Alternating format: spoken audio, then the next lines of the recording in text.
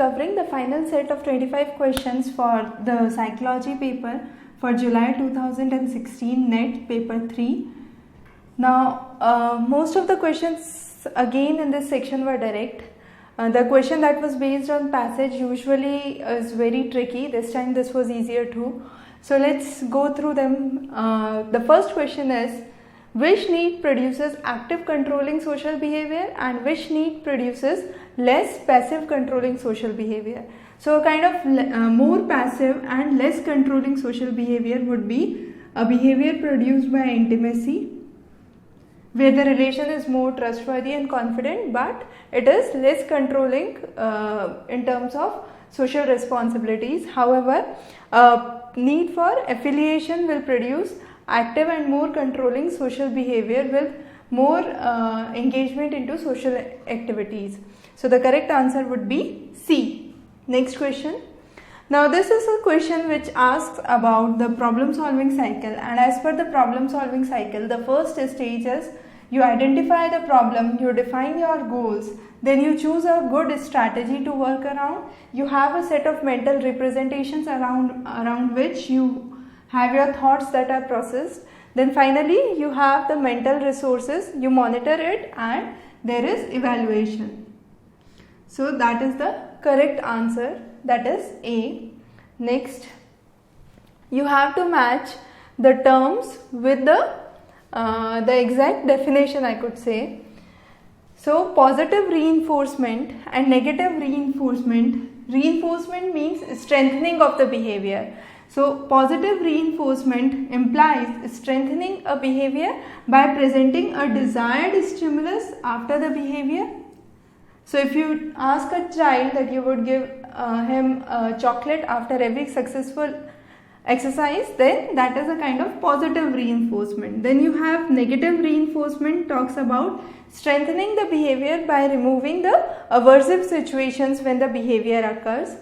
Then you have presentation punishment. Presentation punishment talks about decreasing the behavior by presenting aversive stimulus after it. That means if you ask a student to do extra homework on bad behavior, you give him demerit points, that would be a kind of presentation punishment. And finally is removal punishment, that talks about decreasing behavior by removing the pleasant stimulus after the behavior occurs. That means you would take away the privileges that you have given to your children if they behave inappropriately. So what you are doing is you are removing the pleasant stimulus. So that is what is removal punishment. So these are the terms, and what you have to do is directly match them with the definition. Now the question says, assertion says, the child always carries water bottle with him when he goes to school. The reason is the child wants to satisfy his primary needs. That is correct, and it explains the assertion perfectly because the primary needs involve food, hunger. So thirst is a primary need here, and that is being satisfied by carrying the water bottle to school every day. So A would be the correct answer. Next question. Now this question explains the Rogers theory, and Roger believed that development of a healthy self-concept and its movement for becoming fully functional is true by unconditional positive regard. However, he believed that with this unconditional positive regard, there must be congruence that establishes or that exists between the true self and the experience, and so it should be congruence. So reason is incorrect and assertion is correct. So C would be the correct answer. Next, managers differ across cultures in their interpersonal styles and skills. Now the first statement explains the interpersonal skills of the manager. The next statement explains the personal value held by manager shapes his perception of a situation. So both of these are talking about the manager's values. One is focusing on his interpersonal skills, the other is focusing on his personal values. So both of these are independently correct but not related to one another. So B would be the correct answer here. Next question. Which of the following neurotransmitters are found throughout the nervous system? So you have acetylcholine, serotonin and GABA that are found throughout the central nervous system. We'll be covering this in detail when we'll be talking about the neurotransmitters and the action potential. So there are a lot of questions from biophysiology again this time, and if you have referred to some of the documentations by National Center for Biotechnology Information, you can very well solve the questions which are based on recent findings. Next. Now this question talks about Guilford's model. So Guilford's cube, if you remember, he talked about three basic aspects, that is operations, product and content. And under operation he talked about 5 types of operation, one of which is divergent operation or divergent production, and this divergent production by Guilford has been named as creativity. So creativity is the part of the operations group, and so creativity involves divergent production, which is one of the 5 operations of intellect, that is correct. And since it is a part of the operation group under the theory of intellect given by Guilford, I can say creativity is a subset of intelligence. So this reason satisfies this assertion. So both are correct and reason explains the assertion. Next question, in which of the following scale methods law of comparative scale is used to compute scale values? The answer is equal appearing intervals given by Thurston. So Thurston talked about the law of comparative judgment, where he talked about comparison of 2 stimulus at a given point of time. Now this is again a theory which talks about the basic perception, where one of the research establishes that Eastern people, when I say Japanese here, I talk about Eastern people versus the Western culture. So we are talking about Eastern culture versus the Western culture. People in Eastern culture kind to have a holistic background or a kind of background change that is detected. So they have a background change which is a kind of holistic view. However, the Western culture is more focused, or it dictates the focal objects, and therefore it de-emphasizes the context or the background information. So both assertion and reason are correct, and reason explains the assertion correctly. Next, now this model was given by Atkinson and Sherfin, where they tried to explain that short-term memory serves as a gateway for the long-term memory. Next question. Which of the following disorders show a childhood onset? Now Asperger's syndrome and ADHD, that is the attention deficit hyperactivity disorders, both of these are, this is a kind of neurodevelopmental disorder and this is again a kind of developmental disorders. So since both of these are developmental disorders, I can say they show a childhood onset. So B and C would be the correct answer here. Next question. Now this is what is the definition of belief perseverance is. So belief perseverance implies clinging to one's initial concepts after the basis on which they have been formed or have been discredited for. So that is what is belief perseverance. I stand on what I believe. So that is what is belief perseverance.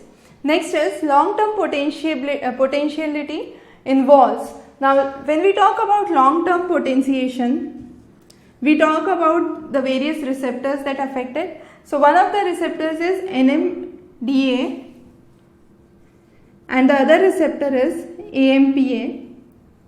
Now this AMPA absorbs the magnesium, and since it absorbs the magnesium, it becomes the NMDA that surrounds it becomes sensitive and has an increased sensitivity. However, I can say if it was increase in number and sensitivity, the correct answer would have been AMPA receptors. So you have increased sensitivity for long-term potentiation of NMDA receptors. We will be covering a detailed lecture on this in a few of the next classes that we will be taking. Now next, mechanistic and cognitive approaches differ on the idea of drive. So when we talk about the various theories of learning, we will see how mechanistic theory and cognitive theory differ. The basic 2 ideas that we move around would be drive and instincts. Since instincts are the features that are by birth, I would say drive would be a major force that would kind of differentiate the approaches to motivation under mechanistic learning and cognitive behavior. Next is, which of the following is a correct explanation of discrimination and stimulus discrimination and stimulus generalization? So when I am trying to discriminate a stimulus, that means I am trying to learning to respond to one stimulus but not to another stimulus which is similar to the first stimulus. So you have two small stimulus, I can say. So I am able to discriminate or differentiate between those two similar stimulus. So that is what is the definition of stimuli discrimination. Now when it comes to stimulus generalization, I can say, since there is this stimuli which is producing certain response, a similar stimuli would also after conditioning produce a kind of similar response. So stimulus similar to the one used during conditioning will elicit a conditioned response, and that is how we explain stimulus generalization. Next, training and development offers competitive advantage to firm, and how does it offer a competitive advantage to firm? Training and development will remove the performance deficiencies or the drawbacks of the poor performance, I could say. So that is correct. It would minimize the chances of damage or accidents or losses. It would make employees stay longer in the company or the firm, and it will also meet the employees' future needs, not the personal needs I could say, but their future needs. So A, B and C are the correct options here. People have a tendency to recall experiences that are consistent with their current moods. That means if a person is presently in current mood and he was in a presently in good mood and he had some experiences or some memories related to his good mood prior, he would recall it immediately again in his good mood. So current mood, I can say good versus bad. That is a good way to understand this. So if the memories related to good mood are there, when he is in good mood, he would be able to recall those quickly. So I can say mood and memories are congruent. So this reason explains the statement, the underlying assumption I have here. So that is again correct. Next question. Now you have, I guess there is one question that has been missed.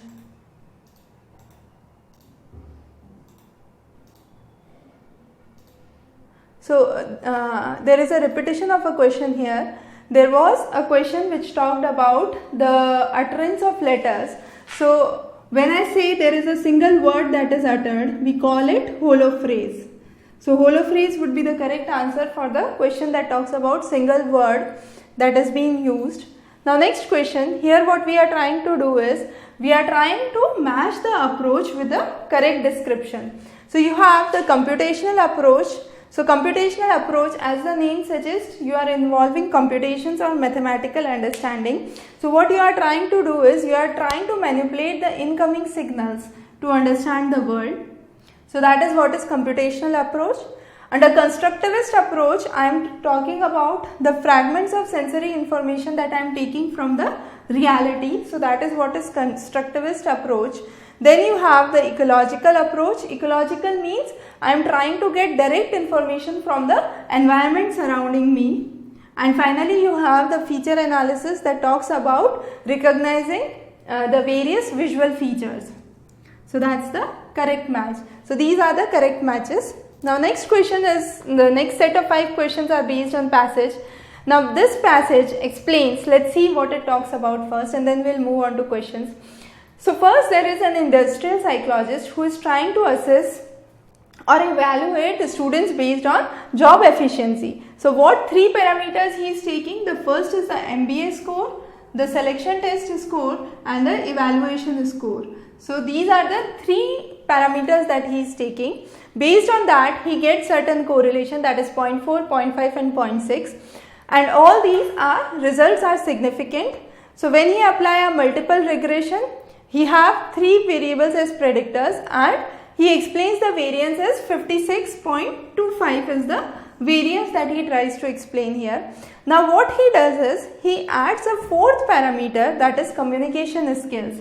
Now when this fourth parameter was introduced, the correlation with job efficiency was again statistically significant and it was 0.35. However, when this was added with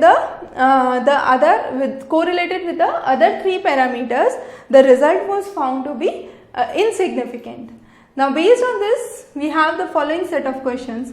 Now we have to calculate the percent of variance in job efficiency. Now the correlation for job efficiency was 0.6.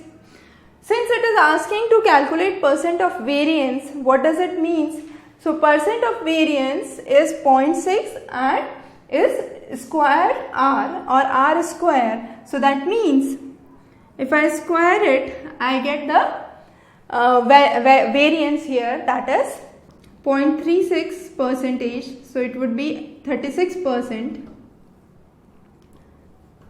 So answer would be 36% here. The next question is again, what would be the multiple correlation? So the choices are incorrect here. So what would be the multiple correlation between the job efficiency and the three predictors that have been taken? Now the choices were 0.5, 0.4, 0.75 and so on. Now how do we calculate this? Now the question here talks about calculating the multiple correlation between the three predictors. Now we already know the variance for the three predictors as 56.25. If I take a root of that, as we did in the previous question, I can say square of correlation would be the variance. So root of variance, the multiple variance here would be 0.748, that is approximately 0.75. That would be the correct answer. Next, which of the following conclusions can be drawn based on the study that has been given? Now based on this study, I can say all the four predictors are individually valid because they are individually establishing the test is significant.